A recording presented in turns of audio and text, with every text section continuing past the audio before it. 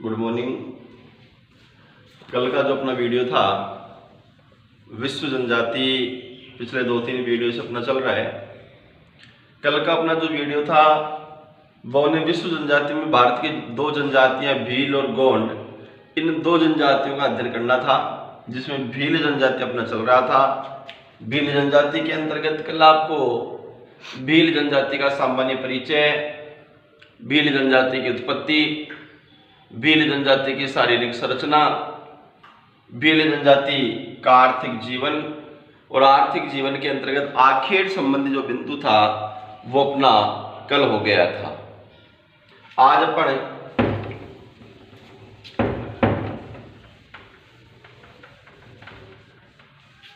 भील जनजाति के अंतर्गत भीलों की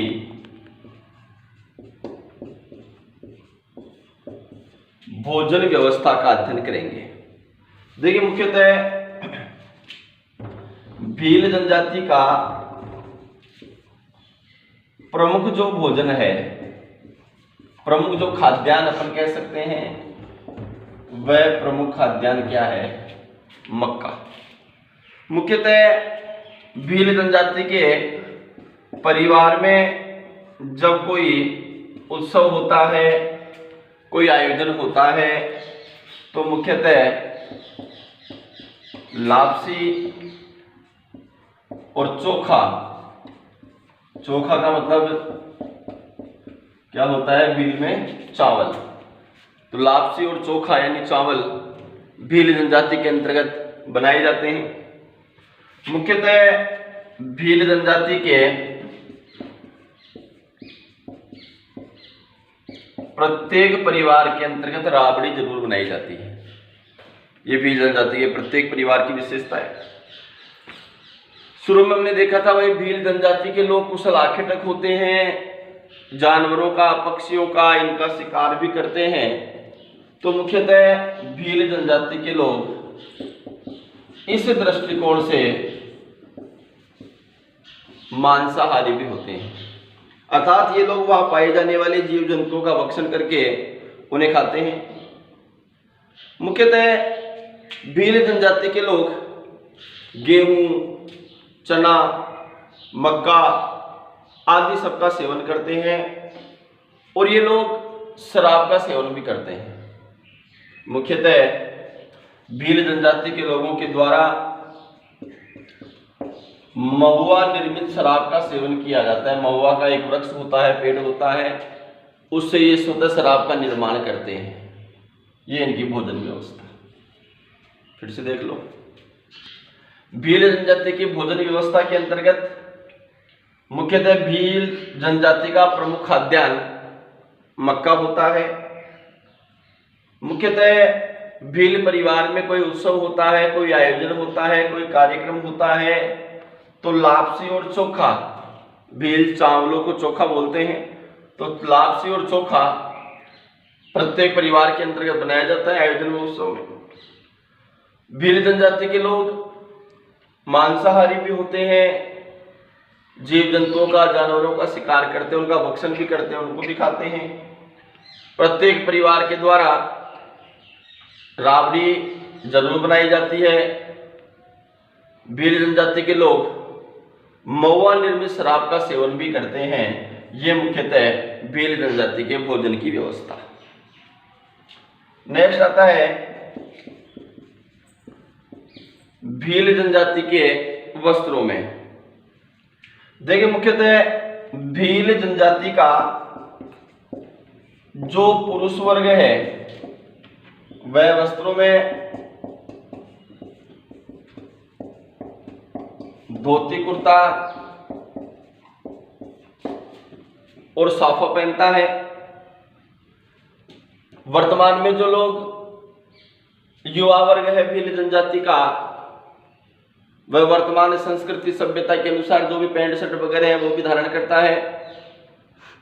भील जनजाति का जो महिला वर्ग है वह लहंगा, लुगड़ी ये धारण करती हैं।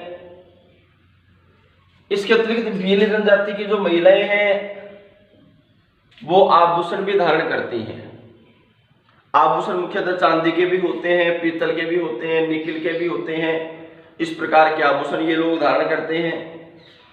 इसके अतिरिक्त भील जनजाति की महिला वर्ग के द्वारा लाख की चूड़ी और जो कांच की चूड़ियां होती हैं वो भी पहने जाती हैं।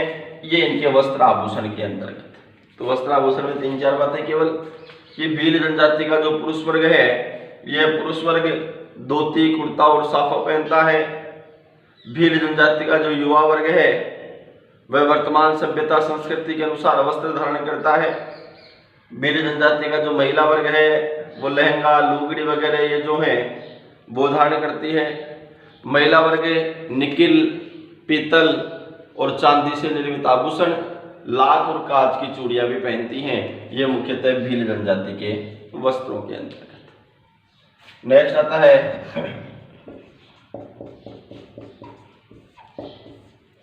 भील जनजाति के आवास के अंतर्गत। देखिए मुख्यतः भील जनजातियों का जो आवास होता है, सबसे महत्वपूर्ण बात, सबसे बड़ी विशेषता, भील जनजाति का आवास कैसा होता है? प्रकीर्ण।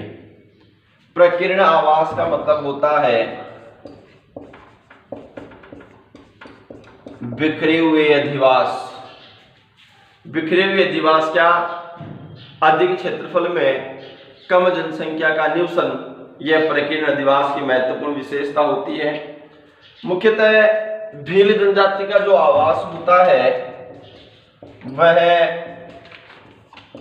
स्थानीय भवन निर्माण सामग्री, स्थानीय जो भवन निर्माण सामग्री है उससे निर्मित होता है। स्थानीय भवन निर्माण सामग्री से अभिप्राय है मिट्टी, पत्थर, घास, ये जो वहां पर पाए जाते हैं उनके क्षेत्रों के अंतर्गत, उनसे ये लोग अपने आवासों का निर्माण करते हैं।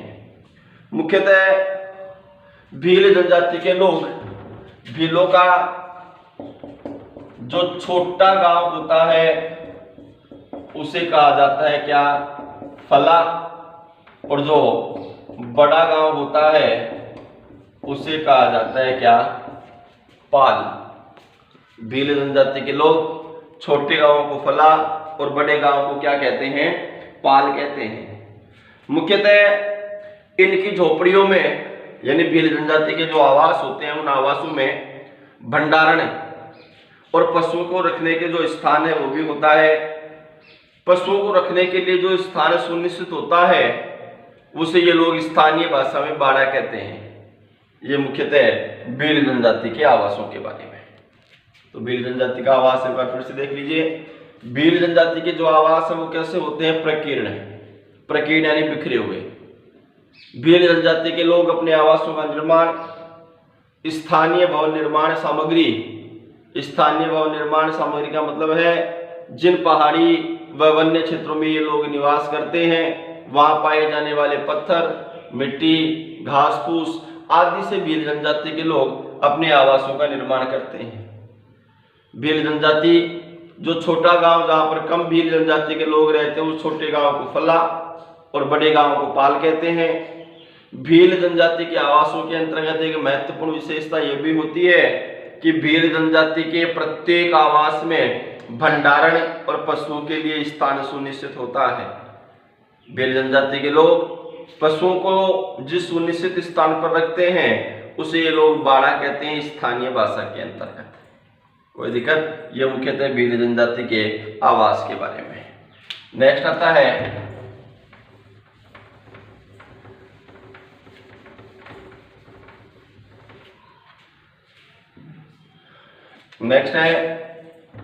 भील जनजाति के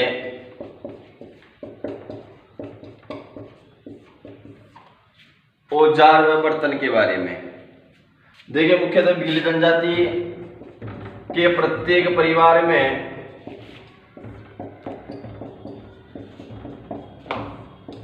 तीर, कमान और तलवार अति आवश्यक रूप से पाए जाते हैं।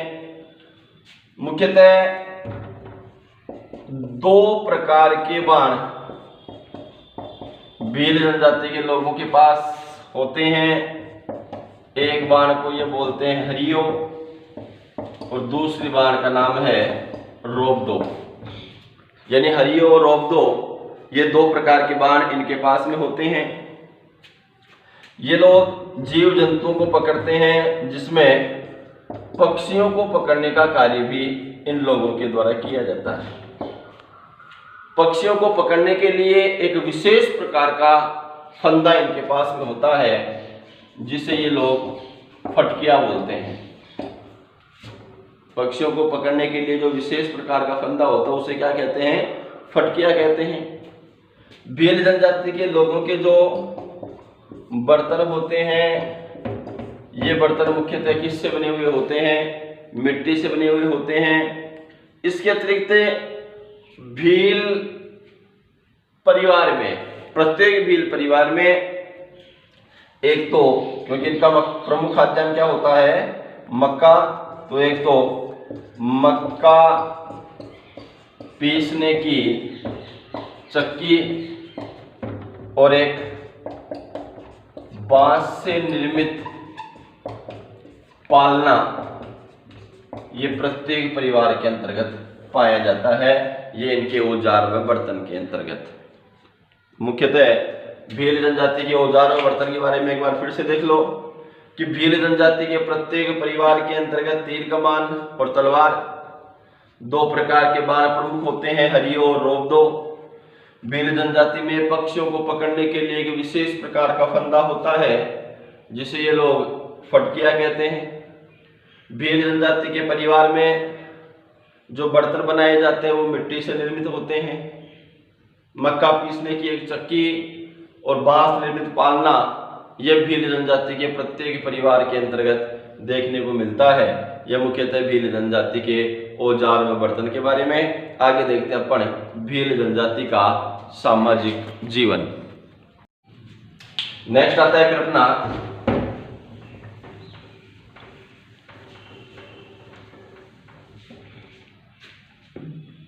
भील जनजाति का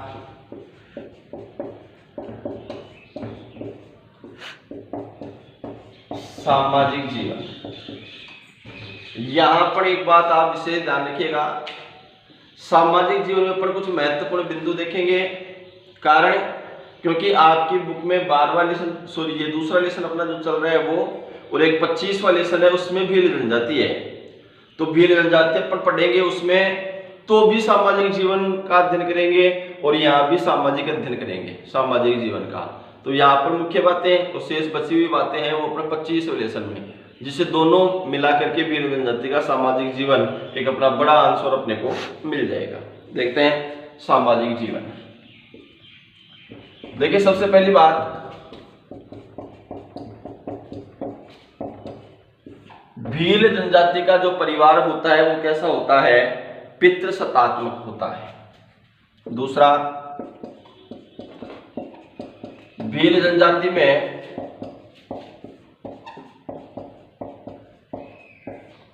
बहुपत्नी प्रथा का प्रचलन है। हमेशा विवाह का जो प्रस्ताव है यह लड़के की तरफ से, यानी वर पक्ष की तरफ से ही हमेशा आता है, जिसमें जो लड़का होता है उसे लड़की का मूल्य देना होता है। भील जनजाति में जो लड़का होता है उसे लड़की का मूल्य देना होता है, और जो लड़की का मूल्य दिया जाता है लड़के वालों की तरफ से उसे क्या कहा जाता है? दापा कहा जाता है। मुख्यतः भील जनजाति के अंतर्गत एक विशेष प्रकार की प्रतियोगिता होती है, जिसे कहा जाता है क्या? गोलगाधेड़ो। गोलगाधेड़ो क्या है? भील जनजाति में होने वाली एक ऐसी विशेष प्रकार की प्रथा जिसमें लड़के द्वारा कोई वीरता का कार्य करने पर उसे इच्छित लड़की या इच्छित पत्नी चुनने का अधिकार होता है। उस प्रथा को क्या कहा जाता है? गोलगाधेड़ो प्रथा। तो ये गोलगाधेड़ो प्रथा भील जनजाति के अंतर्गत मुख्य रूप से पाई जाती है। इसके अतिरिक्त भील जनजाति में जो विवाह होते हैं, विवाह के अंतर्गत सेवा विवाह, अपहरण विवाह, इस प्रकार के अनेक प्रकार के विवाह भील जनजाति के अंतर्गत होते हैं, जो कि भील जनजाति का एक विशेष अंग है। भील जनजाति के लोग मुख्यतः प्रकृति पूजक होते हैं। ये लोग प्रकृति की पूजा करते हैं, अंधविश्वास करते हैं, भूत प्रेत, जादू टोने आदि के अंतर्गत विश्वास करते हैं। मृतक जो होता है उस मृतक का हिंदू समाज के अनुसार ही दाह संस्कार किया जाता है। मुख्यतः हिंदुओं के अनुसार ही ये त्योहार मनाते हैं, दीपावली वगैरह भी। लेकिन यदि प्रश्न आता है कि भीलों का जो प्रमुख त्योहार है वह प्रमुख त्योहार क्या है? होली। और यदि प्रश्न आता है कि भीलों का विशिष्ट पर्व क्या है, तो वह विशिष्ट पर्व क्या है? गौरी पर्व। माँ गौरी यानी पार्वती की ये लोग पूजा करते हैं, वो विशिष्ट पर्व होता है जिसे ये गौरी पर्व कहते हैं। मुख्यतः भील जनजाति के लोग संकट के समय भीलों को एकत्रित करने के लिए क्या करते हैं? ये ढोल बजा करके, जब भी भील जनजाति पर, भील परिवार पर किसी प्रकार का कोई संकट आता है तो ये लोग क्या करते हैं? ढोल बजा करके इस प्रकार से आवाज लगाते हैं। क्या बोलते हैं? फायरे फायरे। ये क्या है? ये है भीलों का रणघोष। इसमें देखो छोटे प्रश्न बहुत बन रहे हैं, ये विषय ध्यान रखें। भीलों का रणघोष क्या है? तो रणघोष क्या है? फायरे फायरे। जब भी कोई भील परिवार पर कोई संकट आता है उस समय ऐसा होता है, तो ये रणघोष हो गया। पाल, मैंने बताया था जो बड़ा गांव होता है उसे क्या कहते हैं? पाल कहते हैं। और जो पाल का मुखिया होता है उस पाल का मुखिया उसे क्या कहा जाता है? गमेती। जो पाल का यानी गांव का मुखिया उसे क्या कहते हैं? गमेती कहते हैं। और जो भीलों का मार्गदर्शक होता है उसे कहा जाता है किस नाम से? बोलावा। भील जनजाति में भीलों का जो मार्गदर्शक है वो मार्गदर्शक क्या कहलाता है? बोलावा कहलाता है। आ रहा है समझ में? इसके अतिरिक्त और भी महत्वपूर्ण बातें अपन 25वें लेसन में और देखेंगे। बहुत लंबा सामाजिक जीवन है, ठीक है, तो ये बातें आपको ध्यान में रखनी है। एक विशेष बात, अपने राजस्थान के डूंगरपुर जिले में, ठीक है सुनिएगा, अपने राजस्थान के डूंगरपुर जिले में सोम, माही, जाखम इन 3 नदियों के त्रिवेणी संगम यानी बेणेश्वर में भील जनजाति का एक विशेष प्रकार का मेला भरता है, जो प्रत्येक वर्ष माघ महीने के शुक्ल पक्ष की पूर्णिमा तिथि के दिन भरता है। फिर से सुन लो एक बार, अपने राजस्थान के डूंगरपुर जिले में सोम, माही, जाखम नामक 3 नदियां यानी त्रिवेणी संगम पर बेणेश्वर धाम में माघ शुक्ला पूर्णिमा तिथि को भीलों का एक विशेष मेला भरता है बेणेश्वर के अंतर्गत। ये एक विशेष बात है जिसमें भील जनजाति के लोग भगवान शिव की पूजा करते हैं, शिव की आराधना करते हैं। ये सारी बातें सामाजिक जीवन में जिसके नोट्स आपके पास लिखे हुए भी हैं। मुख्यतः अब वर्तमान के अंतर्गत भील जनजाति का जो सामाजिक जीवन है वह सामाजिक जीवन एक अलग प्रकार का है। आधुनिक सभ्यता व संस्कृति का प्रभाव आज भील जनजाति के लोगों के अंतर्गत देखने को मिलता है। वर्तमान के अंतर्गत भील जनजाति के जो लोग हैं वो कृषि संबंधी जो कार्य है वह कृषि संबंधी कार्य भी विशेष प्रकार से करने लगे हैं। तो ये सारी बातें भी अपने को सामाजिक जीवन के अंतर्गत ध्यान में रखनी है। यहाँ तक किसी कोई समस्या हो तो बताओ। मुख्यतः भील जनजाति के ये सारे बिंदु सामान्य परिचय से लेकर के सामाजिक जीवन तक आपको ठीक प्रकार से ध्यान में रखने हैं। यहाँ पर अपना ये भील जनजाति का जो टॉपिक है वह टॉपिक कंप्लीट। अब दूसरे लेसन में जो 4 जनजातियां थी उसमें अपनी कितनी जनजातियां हो गई इस वीडियो सहित? 3 जनजातियां हो गई अपनी। कौन कौन सी? एस्किमो जनजाति कंप्लीट हो गई, बुशमैन जनजाति कंप्लीट हो गई और भील जनजाति कंप्लीट हो गई। कल के वीडियो में अपन देखेंगे मुख्यतः गौड़ जनजाति के बारे में। वही गौड़ जनजाति का जो भी जीवन परिचय है वो संपूर्ण देखेंगे। आज इतना ही, शेष कल। धन्यवाद।